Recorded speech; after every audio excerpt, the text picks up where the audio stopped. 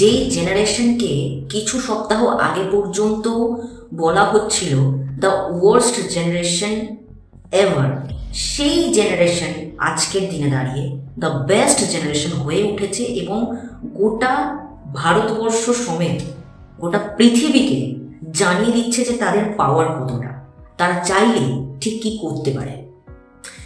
Welcome everyone, this is Snehu and this is my first ever video on this channel, but বিশ্বাস করুন আমি কোনোদিন ভাবিনি যে আমার এই ভেঞ্চারের ফার্স্ট ভিডিও এরকমভাবে করতে হবে, এমন একটা টপিক নিয়ে করতে হবে।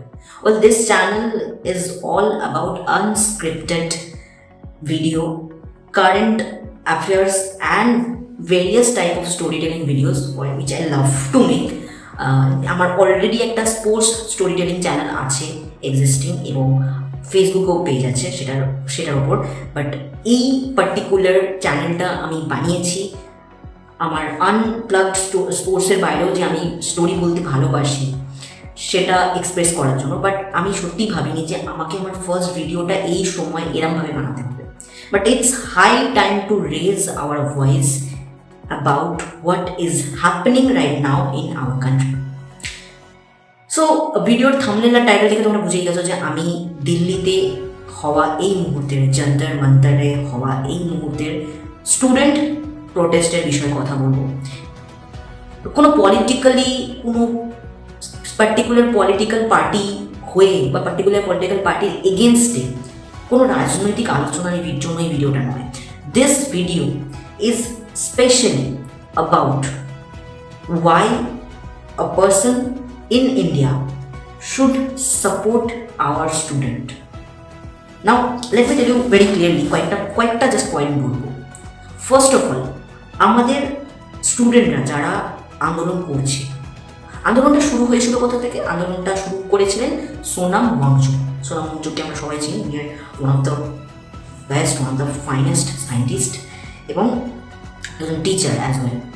সো হোয়াট হ্যাপেন, নিটের যখন 2026 সালে পেপার লিক হলো, সেই পেপার লিক হওয়ার পর থেকেই কিন্তু অনেক আলোচনা সমালোচনা ডিবেট অনেক কিছু হয়েছে। সেটা আমি এতটা ভাস্ট টপিক আমি একটা ভিডিওতে বলতে পারবো না।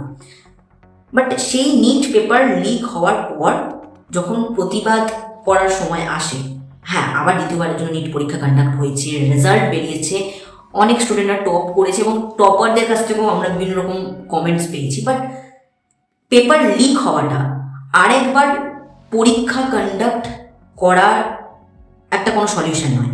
পেপার লিক হয়েছে সেটা একটা বিগেস্ট সিস্টেম ফেলিয়ার এবং সেটা কখনোই এক্সামটা দ্বিতীয়বারের জন্য কন্ডাক্ট করাটা সলিউশন নয়। So this was the main topic, main मुद्दा कि we have to protest because of the system failure. এবার এই সিস্টেমের এগেনস্টে স্টুডেন্টরা প্রোটেস্ট করছে। প্রোটেস্টের প্রথম নেতৃত্ব দেয় সোনাম ওয়াংচুক, তিনি অনশন শুরু করেন। আজকের দিনে দাঁড়িয়ে আজকে আমি যখন ভিডিওটা করছি it's Friday 24th of July and Sonam Wangchuck কিন্তু আজকে তার অনশনটা ভেঙেছেন। কেন ভেঙেছেন? কারণ হসপিটালে তাকে নিয়ে যাওয়া হয়েছিল, এগুলো আশা করি আপনারা জানেন। তিনি অলরেডি আপডেট দিয়েছেন যে সরকারের গভর্নর বডি থেকে তার সাথে যোগাযোগ করা হয়েছে, তাকে বারবার বলা হয়েছে এবং লিখিত দেওয়া হয়েছে যেটা তিনি চেয়েছিলেন যে এই বিষয়ে কথা হবে, সিস্টেম যা যা ফেলিয়ার হয়েছে, তো the settle whatever. But why I am making this video, যেটা আমি বলছিলাম তখন যে why you should support our student. খুব বেসিক কিছু points. First of all, if you are not a student, আমি বেসিক্যালি সোশ্যাল মিডিয়ায় যতটা দেখেছি একটা দল বলছে যে অ্যান্টি ন্যাশনাল, পাকিস্তানি, দেশদ্রোহী, দেশ বিরোধী। ভাই, আপনি যে কথাগুলো একটা স্টুডেন্টকে বলছেন তার দিকটা ভাবুন একবার, যে একটা স্টুডেন্ট যখন পড়াশোনা করছে রাতের পর রাত, বছরের পর বছর, তারা কতটা পরিশ্রম করে। নিট পরীক্ষা মানে একটা ডাক্তারি পরীক্ষা, সেই ডাক্তারি পরীক্ষার এন্ট্রান্স এক্সাম, এই স্টুডেন্টসগুলো ভবিষ্যতে গিয়ে ডাক্তার হবে, ভবিষ্যতে গিয়ে আপনারই সন্তান কিংবা আপনার ভবিষ্যতে চিকিৎসা করবে, আপনার ফ্যামিলির চিকিৎসা করবে। আপনি কখনোই চাইবেন না যে একটা লিক হয়ে যাওয়া প্রশ্নপত্র, সেটার ওপর এক্সাম দিয়ে সেই এক্সামটা পাস করে হওয়া ডাক্তার আপনার চিকিৎসা করুক। ফার্স্ট পয়েন্ট তো এটা। তো অবভিয়াসলি না, এটা এটা খুব বেসিক একটা টপিক যেটা কেউ বুঝতে পারছে না। এবার এই প্রোটেস্টের মাঝখানে সিজেপি আর বিজেপি এই দুটো টপিক চলেই আসে, কারণ তারা প্রোটেস্ট করছে। পলিটিক্যাল যেই অ্যাঙ্গেলটা থেকে আমি সেকেন্ড পয়েন্টে যাবো, কেন আপনার স্টুডেন্টদেরকে সাপোর্ট করা উচিত। পলিটিক্যাল অ্যাঙ্গেল আপনার আলাদা হতে পারে। হতে পারে আপনি একজন বিজেপি সাপোর্টার, হতে পারে আপনি একজন সিজেপি সাপোর্টার, হতে পারে আপনি পশ্চিমবঙ্গে দাঁড়িয়ে you are TMC or CPM and whatever political party you are supporting. The problem is, main দাবিটা কি স্টুডেন্টের, যে এডুকেশন মিনিস্টার যিনি আছেন তার পদত্যাগ। It's a very simple thing. So যদি এডুকেশন মিনিস্টার পদত্যাগ করে দেন, যখন এত ভার্স্ট হয়ে যায় প্রোটেস্টটা, বিভিন্ন শুধু দিল্লি থেকে মুম্বাই থেকে বিহার থেকে আজকে আমি শুনছিলাম কলকাতাতেও প্রোটেস্ট হবে, তো যখন সব জায়গায় প্রোটেস্টটা এতটা ছড়িয়ে যাচ্ছে, সেই জায়গাতে তখন আর শুধুমাত্র ওই একটা দুটো মানুষের আন্দোলন থাকে না, বা একটা দুটো স্টুডেন্টের জীবনটা থাকে না। আজকে আপনি যদি একজন মিলেনিয়াল হন, আপনি যদি একজন মধ্যবয়স্ক ব্যক্তি হন এবং আপনার ভবিষ্যতে ছেলে মেয়ে থাকে, তারাও তো সেই সিস্টেমেই বড় হচ্ছে, সেই এডুকেশন সিস্টেমেই বড় হচ্ছে। এবং এটা কি আপনারা কোনোভাবে অস্বীকার করতে পারবেন যে আমাদের দেশের এডুকেশন সিস্টেম কতটা ফেলিয়ার, আমাদের দেশের এডুকেশন সিস্টেম কতটা করাপ্টেড, গভর্নমেন্ট স্কুলস কীভাবে দিনের পর দিন বন্ধ হয়ে যাচ্ছে? আপনি কি অস্বীকার করতে পারবেন যে প্রাইভেট সেক্টরে এখন কি পরিমাণ করাপশন চলছে এবং পলিটিক্স লবিবাজি চলছে? তো এই যে প্রোটেস্টটা একটা এন্ট্রান্স এক্সামের জন্য শুধু নয়, টোটাল এডুকেশন সিস্টেমটাকে ঠিক করার জন্য এবং সঠিক মানুষের হাতে দেওয়ার জন্য। এবার বিজেপি তাদের এডুকেশন মিনিস্টারকে স্যাক করে দিচ্ছে না হয়তো এটা ভেবে যে এটা তো সিজেপির এগেনস্টে তাদের একটা মানে এমন একটা অ্যান্সার হয়ে যাবে যে সিজেপি জিতে যাবে।